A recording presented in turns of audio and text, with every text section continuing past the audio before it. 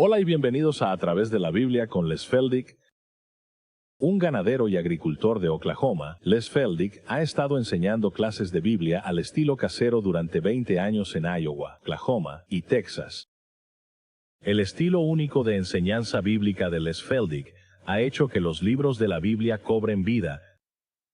Cuando Les está enseñando, es tan interesante que la gente dice que el tiempo parece volar. Y ahora, aquí está Les Feldick. Bien, volvamos justo al punto donde nos quedamos en el capítulo 7. Vamos a bajar hasta el versículo 4. Ahora, para aquellos de ustedes que están en televisión, nos gusta anunciar periódicamente que grabamos 4 de estos programas en sucesión, así que verán a las mismas personas en el mismo lugar, usando la misma ropa durante todo un mes, pero simplemente mejora nuestra situación de grabación y confiamos en que lo entiendan. Además, recuerden que todo está disponible en video y los videos han sido transcritos en pequeños libros y luego Roy aquí ha tenido una idea brillante. Vamos a empezar a poner nuestro libro. Nuestro número de cinta son sinónimos. ¿Recuerdan? Nuestro libro y nuestro número de cinta esta vez es 27 y estamos en la segunda serie, esa cinta 27 o los 4 programas del medio. Y ahora en este momento, este será el tercer programa de la grabación de esta tarde y eso ayudará un poco. Identifica a Jerry, te va a gustar eso, ¿verdad? Así que actualmente todos estamos en camino y el número de cinta, el número del libro 27. Este es el segmento central de las 4 lecciones y actualmente estamos en la tercera. Bien, eso es todo por ese primer capítulo de Corintios, capítulo 7. Les dije que simplemente asumí que lo olvidáramos y lo pasáramos por alto, pero sigue siendo tan apropiado. Probablemente está bajo circunstancias diferentes a las que la mayoría de nosotros enfrentamos. Y sin embargo, mientras nuestra sociedad se desmorona y mientras caemos más y más en el mismo tipo de tejido social que tenía Corinto, este capítulo 7, por supuesto, es probablemente más apropiado de lo que la mayoría de nosotros querría admitir. ¿Está bien? Ahora, al bajar al versículo 4, donde Pablo está tratando la relación entre el esposo y la esposa, dice, la esposa no tiene poder de su propio cuerpo, pero el esposo. Pero no se detengan ahí. Igualmente, el esposo no tiene poder sobre su propio cuerpo, sino la esposa. Entonces, ¿dónde nos deja eso? Bien, nos coloca en un terreno igual y en la relación matrimonial. Es un 50-50, lo sé, Iris, y a menudo he dicho que es más como un 80-20 de ambos lados, pero eso aún se reduce a una relación de 50-50. Ahora, por supuesto, de lo que Pablo está hablando aquí es de la satisfacción de las necesidades sexuales de ambas partes de la unión matrimonial. Y ahora eso se retoma en el versículo 5. Dado que es una situación de 50-50, el esposo debe estar consciente de las necesidades de la esposa debe estar consciente de las necesidades del esposo. Por lo tanto, no defrauden al uno al otro, a menos que sea por consentimiento.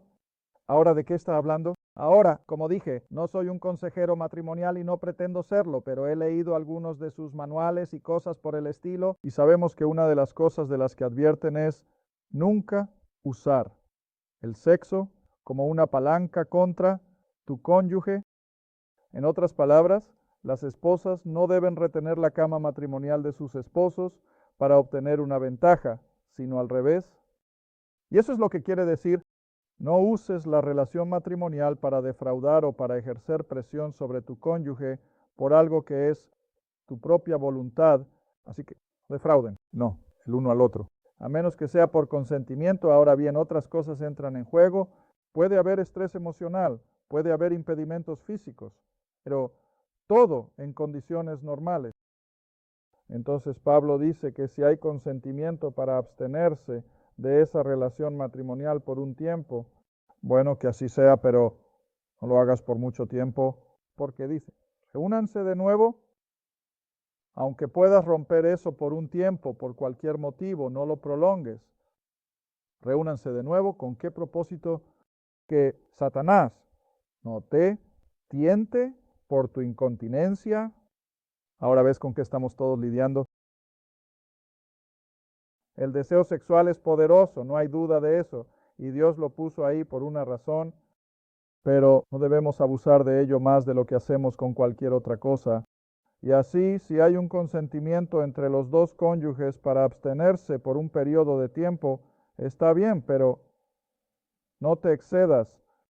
Y cuando se reúnan de nuevo, háganlo con ese propósito. No sea que Satanás entre y tiente a uno u otro. Por supuesto, luego para salir, la relación matrimonial. Y luego dice, versículo 6, hablo esto por permiso y no por mandamiento. Y luego dice en el versículo 7, algo que sorprende a mucha gente. Cuando Pablo dice, desearía que todos los hombres fueran, incluso como yo mismo, pero cada hombre tiene su propio don de Dios. Uno después de este asunto, otro después de aquel. Ahora sabemos que una vez que Pablo comenzó su ministerio apostólico, por todas las indicaciones escriturales, estaba solo, pero mi premisa principal es que él había estado casado en algún momento y tenía hijos. Ahora, la razón por la que digo esto, y voy a llevarte de regreso a Hechos capítulo 26, es que trato de no sacar cosas de la nada, pero quiero poder respaldar lo que enseño con las Escrituras. Y de regreso a Hechos 26, vemos una parte muy reveladora de Pablo que demasiadas personas ignoran y solo piensan que él era un soltero que nunca se había casado y como consecuencia tenía algo en contra de las mujeres y algo en contra del matrimonio. No lo hizo, pero ciertamente estaba solo en el momento en que comenzó su ministerio como apóstol, pero en Hechos 26, ahora él repasa su vida pasada cuando estaba activo en el judaísmo y era un fariseo de los fariseos, ¿recuerdas? Y estaba siguiendo a los creyentes en Jerusalén que se habían convertido en seguidores de Jesús de Nazaret, y él estaba tratando, ¿recuerdas?, de acabar con ellos, y pensaba que le estaba haciendo un favor a Dios. Está bien, ahora lo recoges en Hechos 26, versículo 9. Yo de verdad pensé conmigo mismo. Ahora recuerda, les está contando a estas personas sobre su conversión en el camino a Damasco y demás. De verdad pensé conmigo mismo que debía hacer muchas cosas en contra del nombre de Jesús de Nazaret, como un fanático religioso, lo cual también hice en Jerusalén, y muchos de los santos lo hicieron. Estaba encerrado en prisión habiendo recibido autoridad de los sumos sacerdotes, y cuando estos judíos creyentes, a quienes había arrestado y traído de regreso ante los líderes religiosos de Jerusalén, y cuando los mataron, di mi voz al rey Jacobo, y una mejor palabra es voto, y di mi voto contra de ellos. Ahora, ¿quién era el cuerpo gobernante de judíos que habría estado votando qué hacer con estos creyentes? El Sanedrín, o el Sanedrín, como quieras pronunciarlo. Ahora, aquí es donde sostengo que el hombre estaba casado. No podrías, si entiendo la economía del Antiguo Testamento judío, no podían ser miembros del Sanedrín a menos que estuvieran casados, tuvieran hijos. Y el propósito, por supuesto, ¿cómo puedes juzgar las áreas de las relaciones familiares si nunca has tenido la experiencia? No, eso no es nada nuevo. Llévalo todo el camino ahora al Nuevo Testamento, a 1 Timoteo, de vuelta a Timoteo.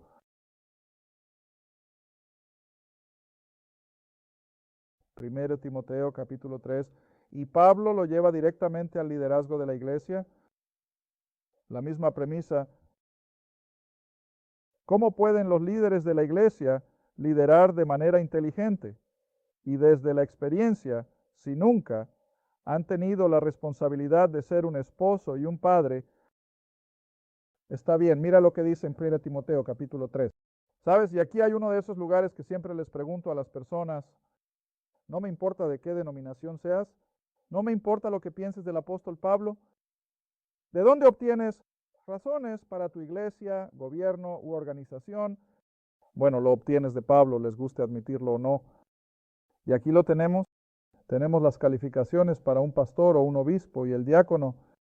Está bien, 1 Timoteo capítulo 3, comenzando en el versículo 1. Esta es una afirmación verdadera. Si un hombre desea el oficio de obispo, y creo que eso también se aplica al pastor, desea una buena obra, un obispo o un pastor debe ser irreprochable, el marido de una sola mujer vigilante, sobrio, de buen comportamiento, dado a la hospitalidad, apto para enseñar, no dado al vino. En otras palabras, no puede ser un alcohólico, no puede ser un golpeador, no puede ser un pendenciero y no debe ser codicioso. Y luego el versículo 4, ¿cuál es la otra parte de su requisito? Uno que gobierna en su propia casa, teniendo a sus... ¿Qué dice el libro? Sus hijos. ¿Ves? Teniendo a sus hijos en sujeción, y llegas a los diáconos y es lo mismo.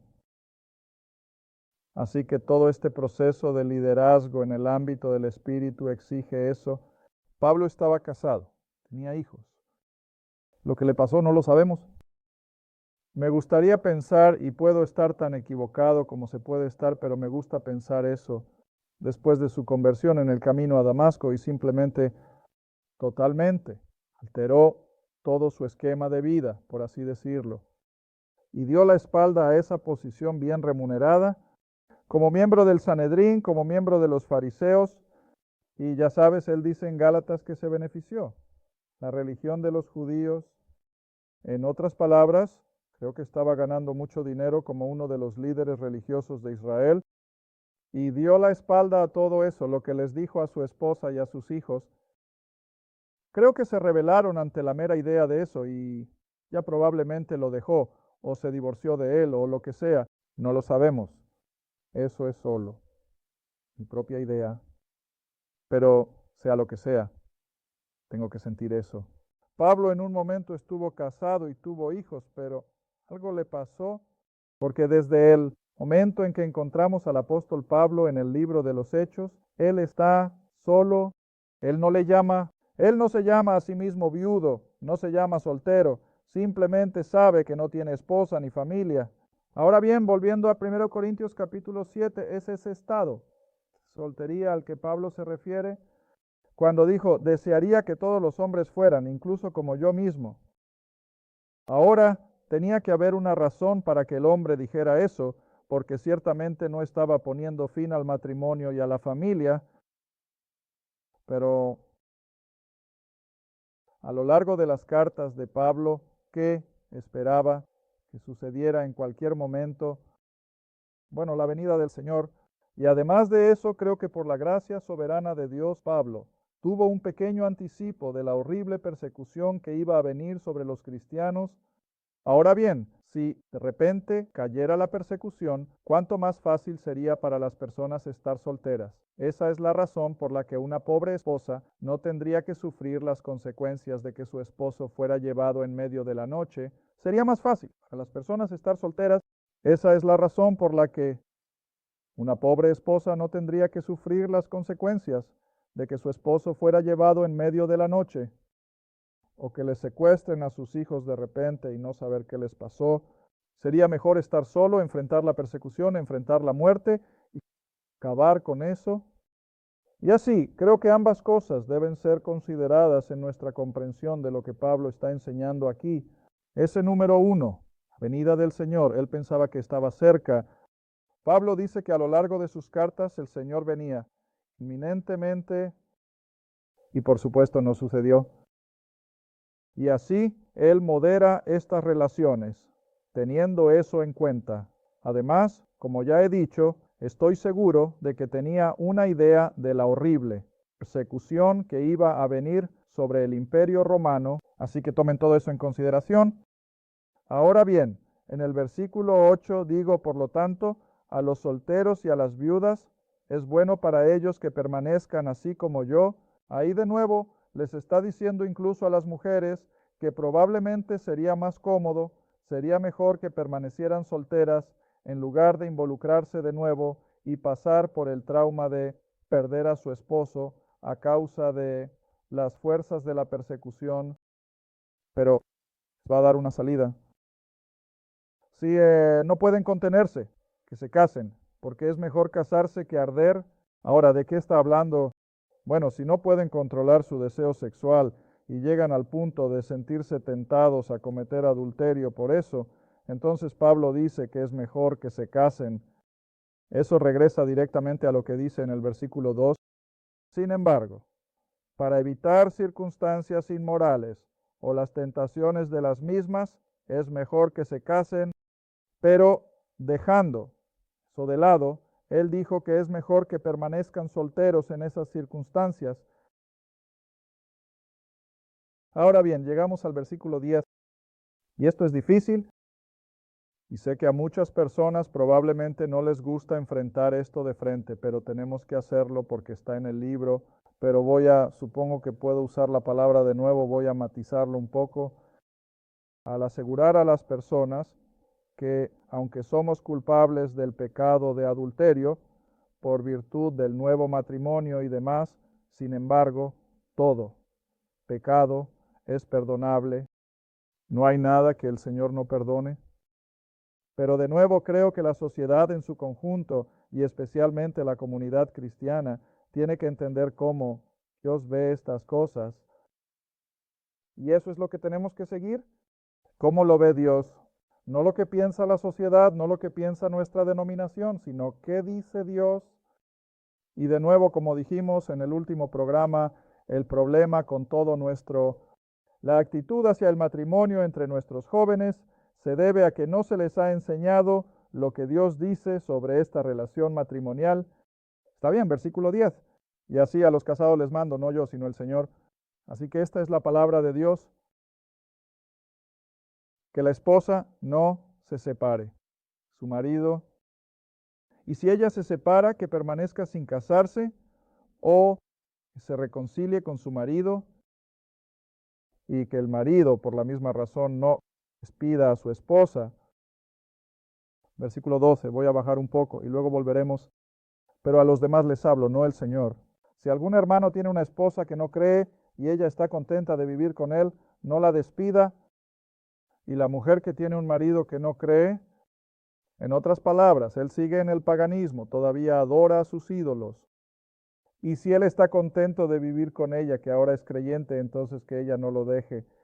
Quédate con él, porque el marido incrédulo es santificado por esa esposa que es creyente y viceversa, una esposa incrédula es santificada por el marido. De lo contrario, ¿acaso tus hijos eran impuros y ahora son santos? Está bien, ahora versículo 15. Pero si el incrédulo, el hombre o la mujer sumidos en la idolatría, aún no se ha convertido en creyente, y si esa pareja creyente se va, Pablo dice, déjalo o déjala ir. ¿Entendido? Déjala ir. Un hermano o una hermana no está bajo esclavitud en tales casos, pero Dios nos ha llamado a la paz. Pero ahora aquí está el versículo 16, donde quiero detenerme. ¿Por qué sabes tú, oh esposa, que eres creyente, si salvarás a tu marido que aún está en la idolatría? ¿O cómo sabes tú, hombre, si salvarás a tu esposa? Ahora, por supuesto, sabemos que no podemos salvar a nuestro cónyuge y el cónyuge no puede salvarnos. ¿De qué está hablando Pablo? Bueno, déjame llevarte de vuelta a la pequeña epístola de Pedro.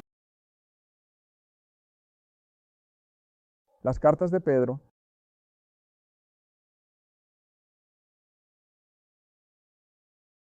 Creo que quiero el capítulo, sí, 1, Pedro, cariño. 1 Pedro, capítulo 3.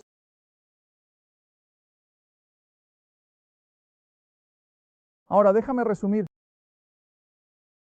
Aquí, especialmente en la ciudad de Corinto, y esta es la única carta donde Pablo trata estos temas. Y así, en consecuencia, tengo que sentir que los efesios no estaban en este tipo de situación. Los filipenses no estaban, los colosenses no estaban.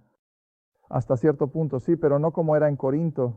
Era simplemente incomprensible. Y cada uno de estos conversos de Pablo había estado en la idolatría. Y si estaban casados, entonces naturalmente ambos lo estaban. Así que si uno de ellos se salva y sale de eso y se convierte en un cristiano creyente, entonces aquí, ahora tenemos esta división en la familia. Uno todavía está en la idolatría y el otro es un creyente. ¿Cómo van a manejarlo? Aquellos de ustedes que han tenido contacto con misioneros tienen que lidiar con lo mismo. Si están trabajando entre personas de tipo polígamo y un esposo se convierte y tiene 4 o 5 esposas, ¿cómo van a manejarlo? Bueno, no es fácil, porque en cualquier cultura, si esas esposas adicionales son enviadas lejos del techo del esposo, invariablemente, para poder sobrevivir, para conseguir suficiente comida para alimentarse, ¿qué es lo que muchas de ellas terminan haciendo? Prostitución. Y así siempre tendrás que tener en cuenta todas estas cosas. Y no es fácil. Mira, estamos tan inmunizados a todas estas cosas. Hemos estado ¿qué puedo decir? Hemos estado tan protegidos en nuestra sociedad americana, pero estas cosas eran reales para estas personas. Está bien, ahora mira lo que dice Pedro en 1 Pedro 3, comenzando en el versículo 1. Asimismo, ustedes, esposas, estén sujetas a sus propios maridos. ¿A quién les suena eso? ¿No fue eso exactamente lo que dijo Pablo? Claro, ahora Pedro está diciendo, estén sujetas a sus propios maridos, que si alguno no obedece la palabra, en otras palabras, no son creyentes, que las esposas pueden hacerlo.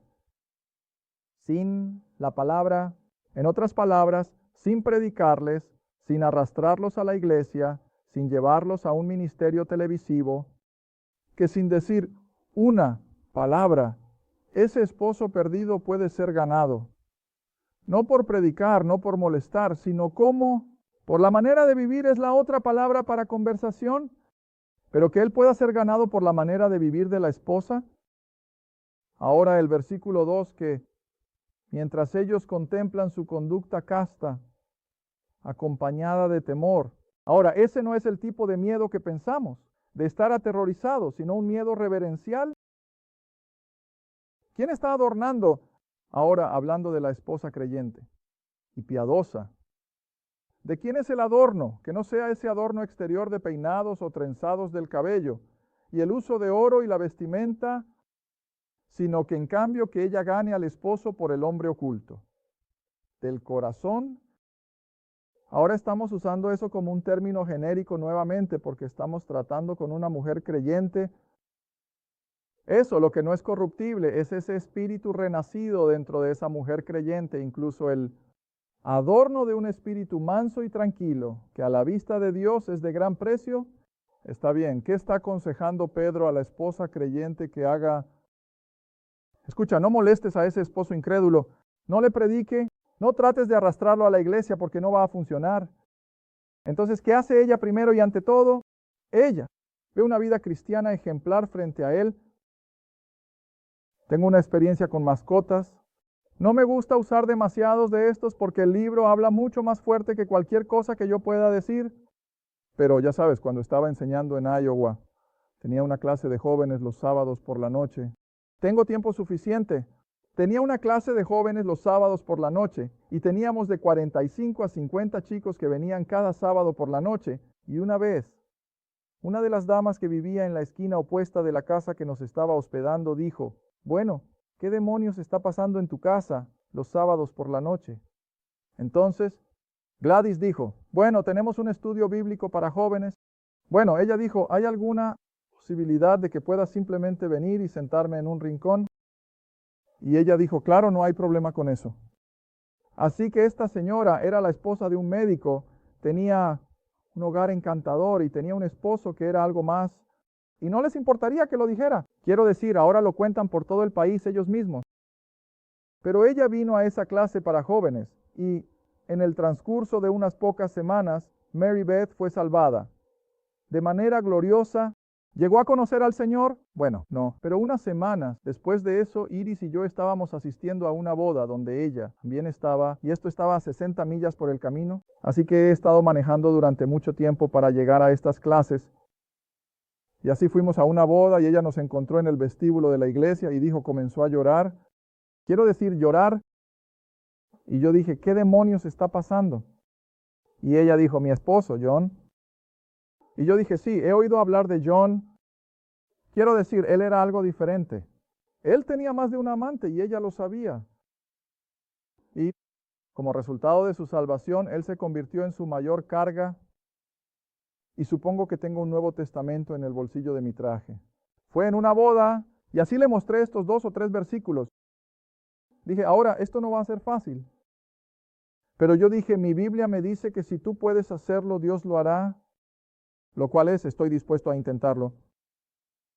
Ahora, por esa época creo que el libro ya había salido.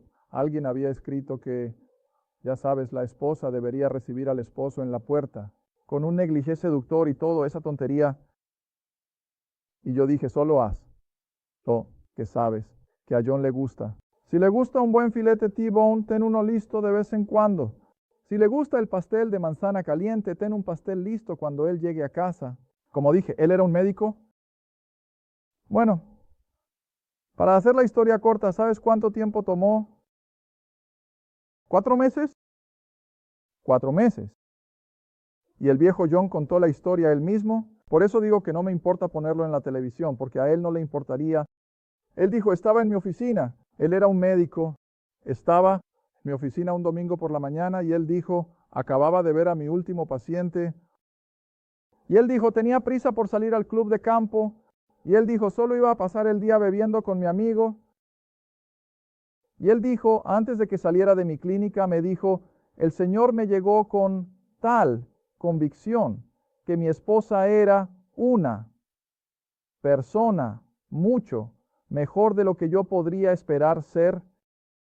Él dijo, justo allí en mi oficina me caí de rodillas y dije, Dios, soy un pecador, sálvame. Y él dice que lo hizo. Y ya sabes, el hombre ha sido un líder de la iglesia casi desde entonces. Eso es lo que digo. No me importa repetirlo, incluso en televisión. Él es un ejemplo vivo de lo que una esposa creyente puede hacer sin decir una palabra. Mira, la mayoría de las mujeres tienen la idea de que van a arrastrarlo a la iglesia y que todos van a intentar atraparlo. Y, oye, esa no es la manera de hacerlo. Simplemente lo demuestras. Tengo bastantes así. En uno de los otros casos es al revés. El esposo vino primero a la clase y se salvó y sintió una gran carga por su pequeña esposa. Y ella lo cuenta, así que no me importa. Ella, cuenta ella misma. Ella no tuvo nada que ver con eso. De hecho, usó un lenguaje bastante vil con respecto a la palabra de Dios cuando él intentó leerla para ella. Pero él simplemente siguió viviendo el ejemplo. Y luego, finalmente, un día el Señor, en su gracia soberana, hizo que una amiga de ella que era creyente simplemente se detuviera a tomar un café una mañana y en el proceso de tomar una taza de café llevó a esta señora al Señor y todavía están viviendo juntos la vida cristiana ejemplar hoy en día. Así que sé que funcionó. Está bien, ahora esto es todo lo que Pablo está diciendo, que si una esposa o un esposo se encuentran todavía en una relación matrimonial con un incrédulo, empedernido, aguanten. Pablo dice, no rompas el matrimonio si es posible, pero vive el ejemplo para que llegue el día en que abran su corazón al Evangelio y entonces puedes tener de nuevo un matrimonio feliz, una relación, un hogar feliz y por supuesto los niños probablemente seguirán el mismo camino. Gracias por ver A Través de la Biblia con Les Feldick, un estudio bíblico semanal. Si deseas más información sobre los ministerios Les Feldick, un estudio bíblico en tu área, o sobre este programa, escribe a Les Feldick Ministries, Ruta 1, Caja 760, Quinta, Oklahoma, 74552. Esa es la Ruta 1, Caja 760, Quinta, Oklahoma, 74552. A Través de la Biblia con Les Feldick es apoyado por los espectadores, y tu donación es apreciada. Gracias y asegúrate de sintonizar la próxima vez para A Través de la Biblia con Les Feldick.